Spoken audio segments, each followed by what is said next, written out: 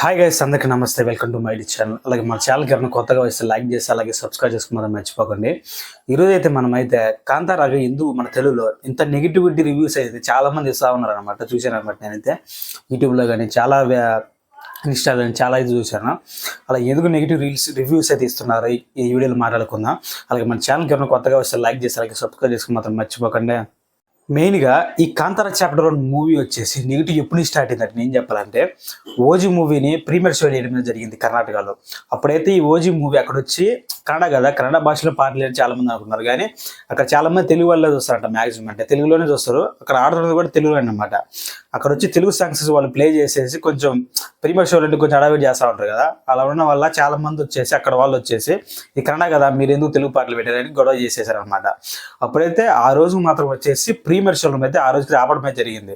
అలాగనే మన వాళ్ళు చాలామంది వచ్చేసి ఏం చెప్పారంటే మన ఓజీ మూవీని వచ్చేసి కర్ణాటకలో బ్యాన్ చేస్తారు, ఏదేదో అని ఫేక్ న్యూస్ అయితే స్ప్రెడ్ చేశాడు అనమాట. ఇదొకటి మొన్న వచ్చి హైదరాబాద్లో ప్రీలీజ్ ఈవెంట్ అయితే జరగడం జరిగింది అనమాట.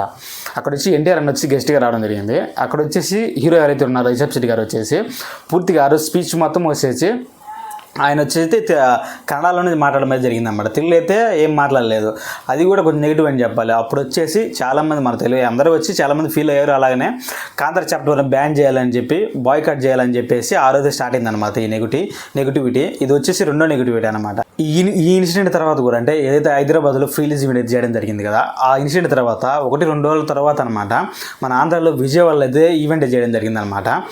ఎన్ని నెగిటివిటీ అంతా తెలుసుకున్న రిషబ్ శెట్టి గారు హీరో అయితే ఎవరైతే ఉన్నారో ఆయన వచ్చేసి ఆ రోజు రిలీజ్ ఈవెంట్ లేదు పూర్తిగా తెలుగు మాట్లాడమే జరిగిందనమాట.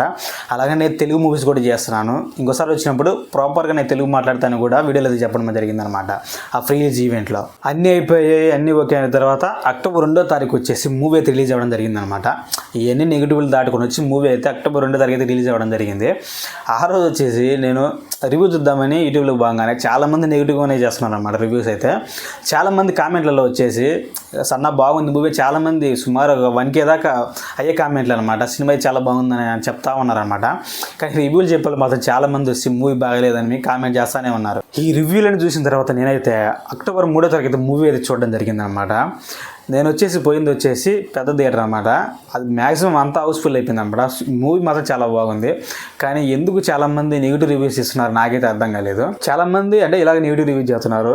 అంటే ఆ రోజు రిషబ్ శెట్టి గారు ఏదైతే ఆ రిలీజ్ ఈవెంట్ హైదరాబాద్లో ఈవెంట్ జరిగింది కదా, ఆ రోజు తెలుగు మాట్లాడకపోవడంలో చాలామంది ఫీల్ అయ్యారు. నేను కూడా ఫీల్ అయ్యా. ఏంది మన తెలుగు రాష్ట్రాలకు వచ్చేసి కన్నడ మాట్లాడడం అనేది కొంచెం తెలుగులో మాట్లాడితే మన జనాల ఆడియన్స్కి కూడా కొంచెం ఇంప్రెషన్ అంటూ ఉంటుంది అనమాట. మనోడు వచ్చిన కొంచెం కొంచెం తెలుగు రాకపోయినా వచ్చేసి మాట్లాడుతున్నాడు ఆయన కొంచెం ఇమేజ్ అయితే ఉన్నారు. చాలామంది హీరోలు ఉన్నారనమాట. ఇప్పుడు తమిళ్లో హీరోలు కానీ చాలామంది కన్నడలో చాలామంది వస్తారు. యశ్ అన్న కానీ చాలామంది వచ్చేసి వాళ్ళు ప్రాపర్గా తెలుగు రాకపోయినప్పటికీ కూడా ట్రై చేస్తారన్నమాట వాళ్ళు మ్యాక్సిమం తెలుగు మాట్లాడడానికి. నేనైతే ఈ వీడియో ద్వారా ఒకటే చెప్పాలనుకుంటున్నాను అనమాట. సినిమాలాగానే చూడండి. అప్పుడేదో జరిగిపోయింది, తర్వాత వచ్చి తెలుగు మాట్లాడండి అయిపోయి అన్నీ అయిపోయాయి, అందరూ సాల్వ్ అయిపోయారు అనమాట. కానీ చాలామంది వచ్చి నెగిటివ్ రివ్యూలు అయితే జరుగుతుంది. మూవీ అయితే చాలా బాగుందనమాట.